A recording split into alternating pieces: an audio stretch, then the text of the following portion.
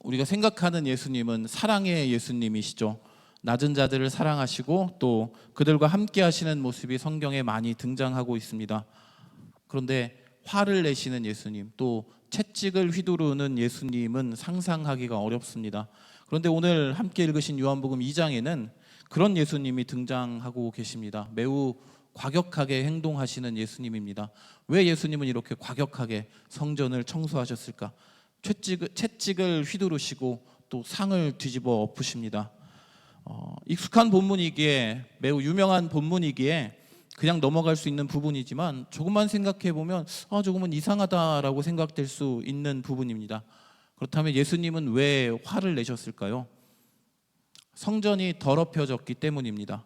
내 아버지의 집이라고 예수님은 당당하게 말씀하시고 있는 그 성전이 장사하는 자들에 의해서 본래의 역할을 감당하지 못하게 되었기 때문입니다. 예수님은 당신을 조롱하던 자들에 대하여서, 채찍질하던 자들에 대해서 아무 말씀도 하지 않으셨던 분입니다.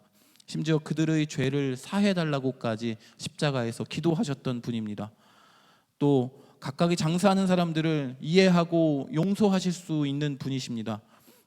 심지어 세금을 거두어 드리던 세리마저도 사랑하시고 그들과 함께 하시며 그들과 그 식사의 자리까지 함께 하시는 분이 바로 예수님이신데, 예수님은 성전에서는 이상하리만큼 유독 화를 내시는 모습을 볼 수 있습니다. 예수님이 성전에서 장사하던 사람들을, 또 동전을 바꿔주는 사람들을 왜 이해하지 못하시고 용서하지 못하시고 채찍을 만들어 그들을 내어 쫓으셨을까요? 왜 그렇게 화를 내셨을까요? 오늘은 그 이야기에 대해서 함께 나누어 보고자 합니다. 이렇게까지 말씀을 드리면 예수님이 계시던 이 성전이라는 장소가 무언가 더 특별한 의미를 지니고 있겠구나라고 생각할 수 있습니다. 그런 의미 때문에 예수님께서는 이곳에서 화를 내시고 과격하게 행동하시는 모습을 보였을 것입니다. 그래서 오늘은 성전에 대한 이야기를 통해서 성경 전반에 기록된 성전에 대한 말씀을 살짝 같이 나누어 보고자 합니다. 그래서 왜 예수님이 이렇게 과격하게 성전을 청소하셨는지, 그리고 어떻게 하면 원래의 예수님의 모습이 나타나게 될지, 화를 내시는 예수님이 아니라 사랑의 예수님, 위로의 예수님이 우리에게 다가오게 할 수 있을지, 물론 그냥 가만히 있어도 그렇게 다가오시는 분이겠지만 성전이라는 내용을 통해서 한번 화를 내시는 예수님에 대해서 살펴보도록 하겠습니다. 유월절이 가까이 왔을 때 예수님은 예루살렘으로 올라가십니다. 그리고 당연히 예루살렘에 있는 성전으로 가십니다. 이스라엘 사람이라면 매우 당연한 일입니다. 그들은 성전을 바라보면서 지금까지 살아왔고 성전을 중심으로 살아왔던 사람들입니다. 유대 역사가인 요세푸스라는 사람의 기록에 의하면 6월절에 예루살렘에 약 300만 명의 사람들이 모여들었다라고 합니다. 하지만 일반적인 학자들은 그렇게 생각하진 않고요. 보통 예루살렘에 살고 있는 사람들이 10만 명 정도의 인원이고 외부에서 예루살렘으로 온 인원들이 10만 명 정도가 더 추가되어서 한 20만 명 정도 되는 사람들이 이 도시에 모여있지 않았을까라고 추측을 합니다. 원래의 소화할 수 있는 10만 명의 사람들보다 2배 정도 많은 이들이 도시 안에 모여있기 때문에 매우 혼란스럽고 매우 복잡하고 잠잘 곳을 찾지 못할 정도로 예루살렘이라는 도시가 매우 북적북적 거렸을 것입니다. 외부로 나가서 잠을 자고 다시 들어오는 사람들도 많이 있었겠죠. 이 중에 대부분의 사람들은 6월절이 되면 오후에 성전으로 가서 자신들이 준비한 제물을 가지고 제사를 드리려고 합니다. 제물을 먼저 잡아야겠죠. 수십만 명의 사람들이 각각 제물을 들고 성전으로 모여들게 됩니다. 그럼 성전에서 제사 드리는 그 장소가 어떻게 됐을까요? 우리는 하나님께 드리는 제사가 매우 조용하고 고요하고 정결한 그 안에서 이루어질 거라고 생각하겠지만 제사를 드리는 그 장소 외부의 모습은 아마도 그렇지는 않았을 거라고 생각이 됩니다. 수만 마리의 짐승들이, 제물들이 한꺼번에 도축이 되는 그러한 곳이 바로 성전의 주변 지역이 아니었을까라고 생각할 수 있습니다. 제물들의 피가 가득했을 것이고요. 우리가 생각하는 것처럼 조용하고 평온한 그런 분위기는 아니었을 것 같습니다. 이 중에 많은 사람들이 제물을 미리 준비해 왔습니다. 흠이 없는 소나 양, 염소 같은 것들을 준비해야 했기 때문에 고향으로부터 이 짐승들을 끌고 오는 것은 매우 힘든 일이었을 것입니다. 그렇기 때문에 짐승을 가지고 오는 과정에서 흠이 생기거나 문제가 생기면 이것을 제물로 바치지 못하였기 때문에 돈을 준비한 후에 예루살렘에 가서 흠이 없는 제물을 준비하는 일들이 많이 있었습니다. 물론 그 짐승을 제물을 사고 파는 장소가 성전 안에서, 성전 주변에서 이루어지지는 않고 예루살렘에 있는 광장이나 또는 주변 지역에서 많이 이루어졌다라고 말하고 있습니다. 더불어 성전에 들어가기 위해서는 성전세라는 것을 납부해야 됐습니다. 반세겔이라는 돈을 납부해야 되는데요. 이때 사용되는 동전은 로마 황제의 얼굴이나 그 지역의 총독의 얼굴이 동전 안에 들어가 있으면 안 되었습니다. 율법에는 어떤 것으로도 그 형상을 만들지 말라라고 말씀하고 있기 때문에 누군가의 형상에 들어간 동전을 사용한다는 건 율법에 어긋나는 일이라고 생각되었습니다. 그래서 성전에서는 형상이 들어가지 않은 동전으로 바꾸어주는, 그래서 얼마간의 수수료를 챙기고 동전을 바꾸어주는 이들도 그 안에 있었습니다. 예수님께서는 예루살렘이 되어서 유월절이 되어서 예루살렘으로 올라가신 예수님께서는 성전 안에서, 정확하게는 성전의 외부뜰, 이방인의 뜰이라고 불리는 이곳에서 이렇듯 소와 양과 염소를 파는 자들, 그리고 동전을 바꾸어 주는 자들, 비둘기를 파는 자들을 보셨습니다. 그리고 이 모습을 보신 예수님께서는 참을 수가 없으셨습니다. 노끈을 가지고 채찍을 만드셔서 양과 소를 성전에서 다 내어 쫓아버리십니다. 그리고 돈 바꾸는 사람들의 돈을 바닥에 쏟으시고 그들의 상을 엎어버리십니다. 누구도 예수님을 말릴 수가 없었습니다. 그리고 예수님의 기세가 너무나 대단하여서 행동하시는 예수님을 말리는 사람도, 제지하는 사람들도 없었던 것 같습니다. 이 부분에서 조금 재미있는 사실이 등장하고 있습니다. 예수님이 무턱대고 그냥 화를 내시지만은 않았던 것 같습니다. 우리 요한복음 2장 14절과 15절의 말씀을 같이 한 목소리로 읽어보겠습니다. 성전 안에서 소와 양과 비둘기 파는 사람들과 돈 바꾸는 사람들이 앉아 있는 것을 보시고 노끈으로 채찍을 만드사 양이나 소를 다 성전에서 내쫓으시고 돈 바꾸는 사람들의 돈을 쏟으시며 상을 엎으시고. 네, 성전에는 소와 양과 비둘기를 파는 사람들이 있었습니다. 그래서 예수님은 노끈으로 채찍을 만드셔서 양과 소를 성전에서 내어 쫓으셨습니다. 그리고 돈 바꾸는 사람들의 돈을 쏟으시고 상을 엎으셨다라고 기록되고 있는데 14절에 보면 소와 양과 비둘기를 파는 사람들이 있었는데 그럼 비둘기를 파는 사람들은 어떻게 됐을까요? 16절에 거기에 대한 말씀이 있습니다. 16절의 말씀 우리 같이 한번 읽어봅니다. 비둘기 파는 사람들에게 이르시되 이것을 여기서 가져가라. 내 아버지 집으로 장사하는 집을 만들지 말라 하시니. 조금 불공평한 모습입니다. 소와 양을 가지고 있는 이들은 채찍으로 그 짐승들을 내쫓으셨는데 비둘기 파는 자들에게는 가셔서 그냥 이야기만 하십니다. 이것을 여기서 팔지 말고 내 아버지 집을, 장사하는 집을 만들지 말라 하시고 말씀만 하십니다. 이것도 이렇게 내어 쫓으셔야 되는데 예수님은 그런 모습을 보이지는 않으십니다. 사람들은, 학자들은 이 장면을 이렇게 해석합니다. 비둘기 파는 사람들은 아마 새장 같은 곳에서 비둘기를 보관하고 있었겠죠. 이것을 열어가지고 비둘기를 다 내어 쫓으면 비둘기는 다 날라서 떠나버리겠죠. 예수님의 지금까지의 모습, 예수님의 성격, 성질이라고 표현해야 될까요? 요한복음 2장 성전을 정화하시는 이 장면에 나타난 예수님의 모습을 보면 소나 양 동전은 쫓아내거나 바닥에 다 쏟아버리십니다. 비둘기도 똑같이 하셨을 것 같은데 비둘기는 그렇게 하지 않으시죠. 무슨 이야기냐면 소와 양, 염소 같은 것들을 쫓아낸 후에는 그 주인들이 그것을 잡아서 내 소, 내 양, 내 염소는 가지고 다시 챙겨가지고 돌아갈 수 있었을 것입니다.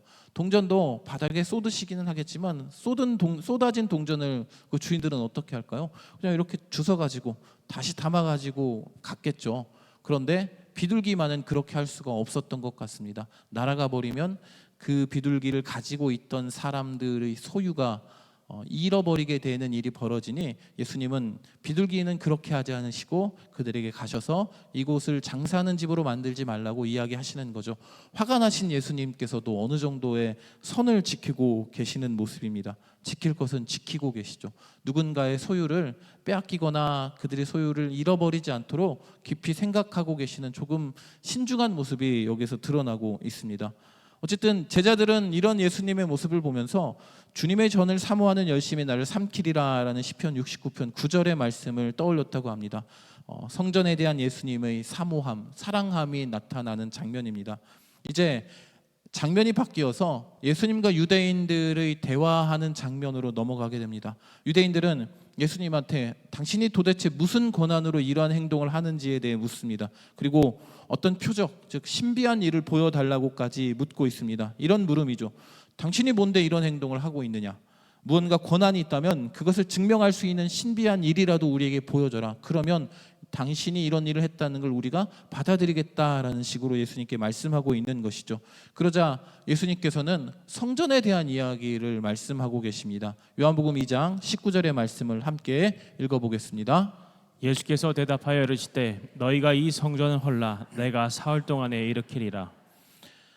예수님은 성전을 깨끗하게 하신 후에 유대인들과의 표적 요구에 대하여서 또다시 성전이라는 표현을 이용하셔서 대답하십니다. 이 성전을 헐면 사흘 동안에 일으킬 것이라고 말입니다. 그리고 예수님은 유대인들을 이제 조용히 바라보셨겠죠. 그리고 유대인들은 어이가 없었습니다. 아니 46년 동안 만들어진 이 성전인데 당신이 뭔데 3일 만에 이걸 다시 일으킨다라고 이야기를 하니 어이가 없었죠. 그래서 예수님과 유대인들이 이렇게 눈싸움을 하면서 이 장면이 이제 싹 사라지는데 예수님께 따져 묻는 것으로 성전을 깨끗하게 하시는 예수님의 이야기가 마무리되는 듯 보입니다. 하지만 이 이야기는 유대인들에게 할 수 없는, 아직 하지 못하는 이야기로 요한복음 2장에 있는 성전 정화에 대한 이야기가 마무리되고 있습니다. 요한복음 2장 21절과 22절의 말씀을 우리 같이 한번 읽어보도록 하겠습니다. 그러나 예수는 성전 자기 육체를 가리켜 말씀하신 것이라. 죽은 자 가운데서 살아나신 후에야 제자들이 이 말씀하신 것을 기억하고 성경과 예수께서 하신 말씀을 믿었더라. 아멘. 예수님은 성전과 예수님 자신을 동일하게 여기고 계십니다. 이 이야기는 유대인들에게는 차마 할 수 없었던, 아니 그들이 알아듣지 못하는 이야기였기 때문에 성경에만 기록하고 있는 듯 보입니다. 사람에게 분명하게 사람들에게 이야기하고 있지는 않지만 요한복음의 말씀을 통해서 또 복음서 전반에 걸쳐서 예수님 자신을 성전이라고, 성전과 동일하게 여기고 계심을 알 수 있습니다. 예수님의 죽음과 부활을 성전의 무너짐과 일으킴이라고 표현하고 있습니다. 또 말씀 자체에서도 성전된 자기 육체를 가리켜 말씀하신 것이다 라는 표현까지 언급되고 있습니다. 여기서 본문의 이야기를 살펴보면 예수님이 왜 그렇게 화가 나셨을까라는 첫 번째 말씀을 시작할 때 드렸던 질문의 답들이 조금씩 나타나고 있습니다. 먼저 예수님은 성전을 사모하는, 사랑하는 열심이 있으셨고요. 그리고 예수님 당신이 바로 성전이라고 여기고 계셨습니다. 그 성전이 장사하는 자들에 의해서 거룩함을 유지할 수 없게 되자 화가 나셨던 것이죠. 그러나 아직까지 조금은 부족합니다. 왜 이렇게 화가 나셨을까? 그래서 성전에 대한 조금 자세한 내용들을 함께 살펴보면 더욱 확실하게 예수님의 그 모습에 대해 이해할 수 있게 될 것입니다. 예수님께서 자기 자신을 성전이라고 말씀하신 것을 토대로 성전에 대해서 조금 알아보고자 합니다. 어떻게 만들어졌는지, 그 만들어진 목적은 무엇인지, 어떤 일들을 했는지, 이스라엘 백성들에게 어떤 의미를 가지고 있는지에 대해서 짧게 한번 이야기해 보겠습니다. 많이 들어본 이야기들을 함께 나누게 될 것인데요. 어쨌든 성전은 출애굽 시대에 만들어진, 광야에 세워진 성막을 그 기원으로 하고 있습니다. 어떤 사람들은 에덴 동산이 성전의 기원이다라고 말하고 있기도 하는데 성전이든 아니, 성막이든 에덴 동산이든 상관없이 어쨌든 그것들이 그 성전의 기원이 된다라고 알고 계시면 될 듯합니다. 광야에 세워진 성막에서 다윗이 준비하고 솔로몬이 건축한 솔로몬 성전이 그 성막을 대신하게 되죠. 그리고 이후에 바벨론에 의해서 예루살렘의 솔로몬 성전이 무너지게 되고 포로에서 귀환한 이들에 의해서 다시 성전이 세워지게 됩니다. 보통 이 성전을 당시 이 성전을 건축했던 이의 이름을 따서 수룹바벨 성전이라고 이야기를 하고 있습니다. 그리고 예수님 당시의 성전은 이 수룹바벨 성전을 당시 이스라엘 지역을 지배하고 있던 헤롯이 이스라엘 사람들의 마음을 얻기 위해서 이 성전을 더 크고 화려하게 재건축해 준 성전입니다. 리모델링을 해준 거죠. 그래서 보통 헤롯 성전이라고 부르고 있습니다. 좀 많이 복잡하셨죠. 성막에서 솔로몬 성전에서 수룹바벨 성전에서 헤롯 성전으로 성전이 계속해서 그 모습과 그 건축한 이들의 이름을 따서 성전이 바뀌고 있는데요. 어쨌든 솔로몬 성전이 무너진 이후에 수룹바벨 성전이나 헤롯 성전 같은 경우에는 하나님의 영광이 성전이 완성되었을 때 그곳에 임하지 않는 모습을 보입니다. 중요한 점은 왜 성전을 건축했냐라는 점이겠죠. 성전이 가진 의미가 무엇이냐는 것이죠. 이렇게 성전을 계속해서 건축했던 이유는 성전 자체에 하나님의 임재가 그곳에 함께했기 때문입니다. 하나님의 함께하심이 성전을 통해서 이루어졌기 때문입니다. 출애굽 이후에 광야에서 성막이 만들어지자 하나님의 영광이 성막에 충만했습니다. 출애굽기 40장 34절에 이것이 기록되어져 있는데요. 이 충만한 하나님의 영광 때문에 모세는 그 성막 안으로 들어가지도 못했습니다. 또 솔로몬이 성전을 건축한 이후에도 동일한 현상이 일어났습니다. 열왕기상 8장 10절과 11절의 말씀을 우리 한번 같이 읽어보도록 합니다. 제사장이 성소에서 나올 때 구름이 여호와의 성전에 가득하매 제사장이 그 구름으로 말미암아 능히 서서 섬기지 못하였으니 이는 여호와의 영광이 여호와의 성전에 가득함이었더라. 아멘. 마찬가지 현상이 일어났습니다. 제사장들이 그곳에 서 있을 수 없을 정도로 하나님의 영광이 그곳에 가득하였습니다. 솔로몬 성전이 완성되었을 때의 이야기입니다. 성막과 솔로몬 성전이 완성되었을 때 하나님의 영광이 그곳에 가득했습니다. 하나님께서 그곳에 계시다라는 걸 모든 사람들이 알게 되었던 것이죠. 이는 인간의 타락으로 인해서 인간이 지은 죄로 인해서 하나님과의 관계가 단절되었는데 이 성전이라는 것을 건축함으로 부분적으로나마 하나님과 사람과의 관계가 회복되었음을 의미합니다. 하나님께 다가갈 수 없었던 인간들은 이제 성전이라는 장소를 통하여서 하나님께 다가갈 수 있게 되었습니다. 엄청난 일입니다. 하나님과의 죄 때문에 단절되었던 관계가 하나님께서 직접 성전이라는 성막이라는 것을 건축하심으로 인해서 다시 회복될 수 있게 만들어 주신다는 것이죠. 성전이 있다는 것은 여호와 하나님께서 우리와 함께 계시다라는 것을 나와 우리에게 또 이방 민족들에게 알려주는 역할을 하고 있습니다. 그렇기 때문에 이스라엘 사람들은 이 성전을 중심으로 살아갔습니다. 6월절과 같은 절기가 되면 성전이 있는 예루살렘 지역으로 많은 사람들이 모여들었고 그곳에서 제사를 드리고 예배를 드렸습니다. 먼 곳에 있을지라도 성전을 향하여서 기도했습니다. 우리가 잘 알고 있는 다니엘과 같은 이들도 예루살렘을 향하여 난 창을 향하여서 그 창을 열고 기도하는 모습을 보면서 이 사람들의 마음속에는 예루살렘에 있는 성전이 그들의 중심을 이루고 있구나라고 우리는 알 수 있습니다.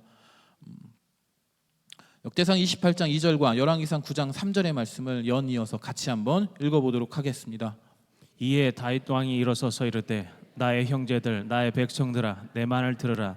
나는 여호와의 언약궤 곧 우리 하나님의 발판을 봉헌할 성전을 건축할 마음이 있어서 건축할 재료를 준비하였으나 여호와께서 그에게 이르시되 내 기도와 내가 앞에서 간구한 바를 내가 들었은즉 나는 내게 건축한 이 성전을 거룩하게 구별하여 내 이름을 영원히 그곳에 두며 내 눈길과 내 마음이 항상 거기에 있으리니. 아멘.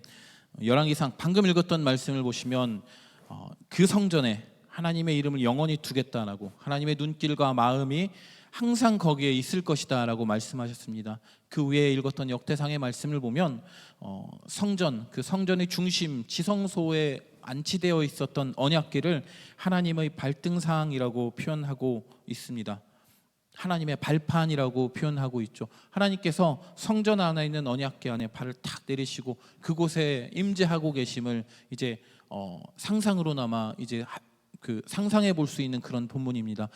성전은 하나님의 발판이 그곳에 계시는 곳, 하나님께서 그곳에 임재하시는 곳, 하나님의 이름을 영원히 거기에 두시겠다라고 말씀하시는 곳, 하나님의 마음이 하나님의 눈길이 항상 머무는 곳, 그곳이 바로 성전이구나라고 사람들은 생각했습니다. 그래서 이스라엘 사람들은 성전을 중심으로 살아갔습니다. 성전을 향하여서 기도했습니다. 무슨 날이 되면 성전으로 모여들어서 그곳에서 제사를 드리고 그곳에서 예배를 드렸습니다. 하지만 이스라엘 백성들이 포로 귀환 이후에 성전에서는 포로 귀환 이후에 건축한 스룹바벨 성전에서는 아까 보았던 말씀들처럼 하나님의 영광이 임하지 않았습니다. 헤롯 성전도 마찬가지였습니다. 그럼에도 불구하고 이스라엘 사람들은 여전히 성전을 중심으로 자신들의 삶을 살아가고 있었습니다. 스룹바벨 헤롯 성전도 마찬가지로 여호와 하나님의 영광이 머무르시지는 않았지만 사람들은 여전히 성전을 중심으로 살아갔던 것이죠. 문제는 여기에서부터 드러나게 됩니다. 사람들이 성전을 중심으로 살아간다는 것, 조금 다르게 이야기한다면 성전만을 중심으로 살아간다는 것에서 문제가 생겼습니다. 성전을 중심으로 살아간다는 건 잘못된 이야기가 아니겠죠. 하지만 성전에 임재하시는 하나님을 바라보는 것이 아니라 성전이라는 건축물만을 바라보는 것에서 문제가 나타나게 됐습니다. 하나님이 원하시는 대로 살아가는 것이 아니라 성전이 있으니 나는 괜찮다라는 마음으로 사람들은 살아가게 됩니다. 이스라엘이 멸망하고 포로로 끌려간 이유도 바로 여기에 있었습니다. 다시 요한복음 2장의 말씀으로 넘어가 봅니다. 예수님은 이스라엘 백성들의 성전과 관련된 모든 과정들을 알고 계셨습니다. 그럼에도 불구하고 여전히 성전을 성전답게 여기지 못하는 사람들을 보면서 성전만을 바라보는 그들을 안타까워하시며 화를 내셨던 것이죠. 왜 아직까지 하나님의 함께하심을 바라지 못하는지, 성전을 성전답게 여기지 못하는지, 성전 중심이 아닌 하나님 중심의 삶을 살아가고 있지 못하는지에 대해서 화를 내신 것입니다.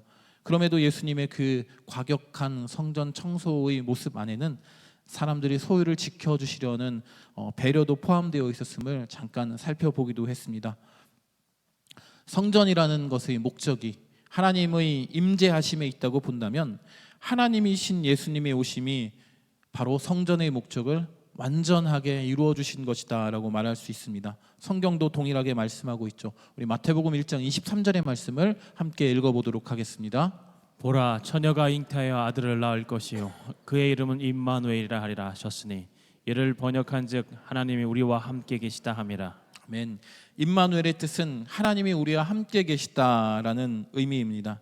인간의 타락으로 단절되었던, 끊어져 버렸던 하나님과의 관계가 성전을 통하여서 부분적으로 회복되었지만 여전히 인간의 죄악으로 그 목적을 상실한 채 하나님과 멀어진 삶을 살고 있었는데 이제 하나님이신 예수님께서 어쩔 수 없이 이 도저히 안 되겠다 싶은 마음으로 우리에게 찾아오셔서 하나님의 임재를 생생하게 경험해 주신 것입니다. 예수 그리스도께서 내 옆에 있는 그 자체만으로 하나님의 임재가 이분을 통하여서, 하나님이신 이분을 통하여서 완전하게 이루어지고 있으니 이제 성전 같은 것들은 필요 없는, 또 어떻게 보면 이 예수 그리스도 자체가 완전한 성전이 되어주신 것이다 라고 표현할 수 있을 것입니다.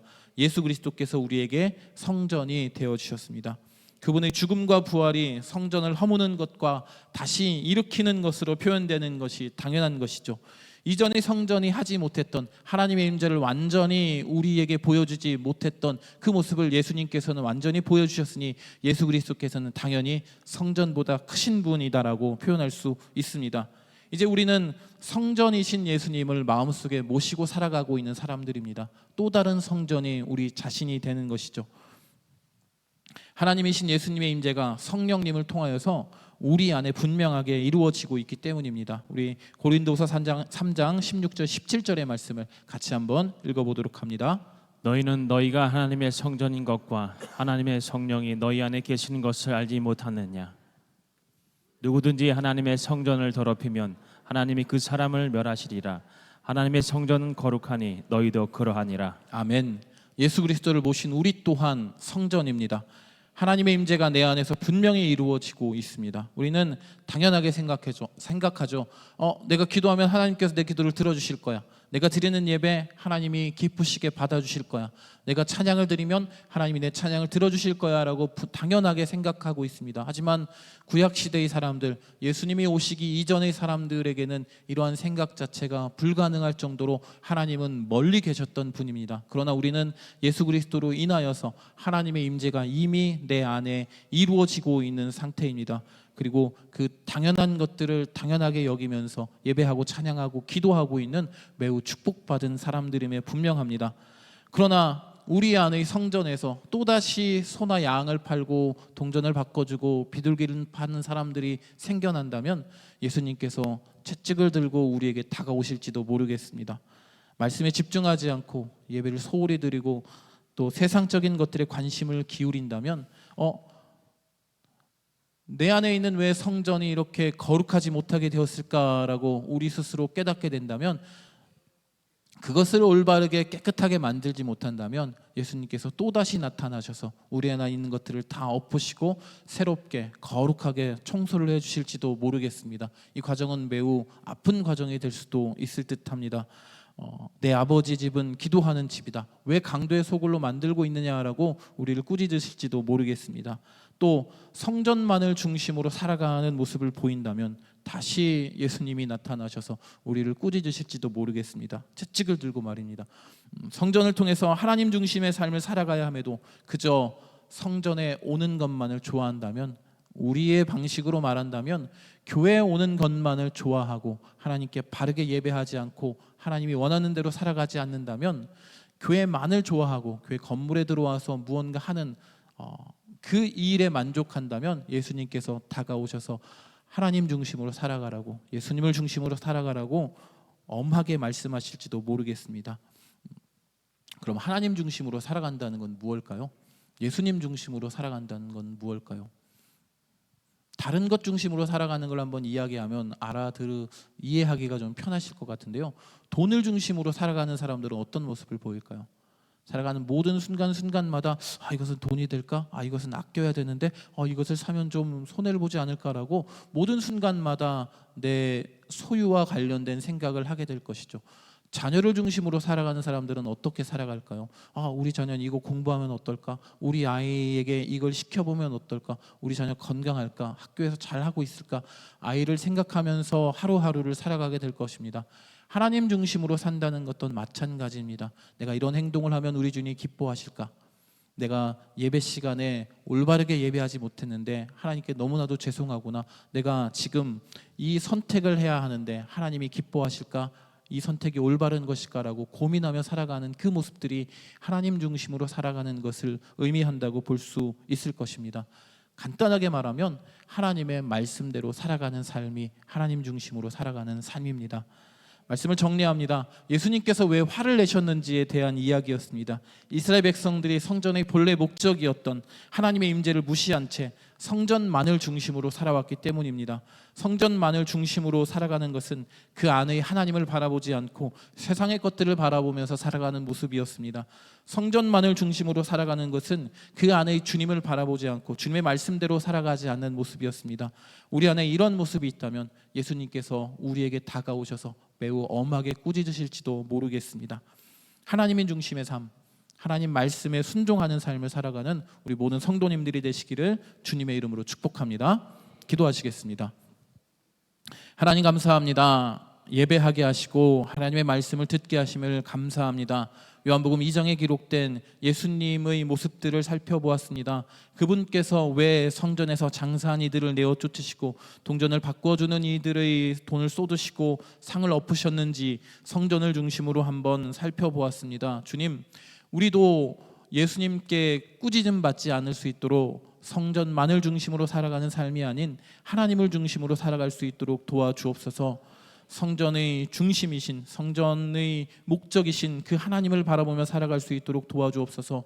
교회의 주인이신, 교회의 머리이신 예수님을 바라보며 예수님의 말씀을 순종하며 살아갈 수 있는 우리들이 될 수 있도록 주님 도와주옵소서. 그렇게 거룩한 삶을 통하여 하나님의 임재를 바라보며 하나님의 임재를 기뻐하며 살아가는 우리 모두가 될 수 있도록 주님 인도하여 주옵소서. 감사드리며 예수님의 이름으로 기도합니다.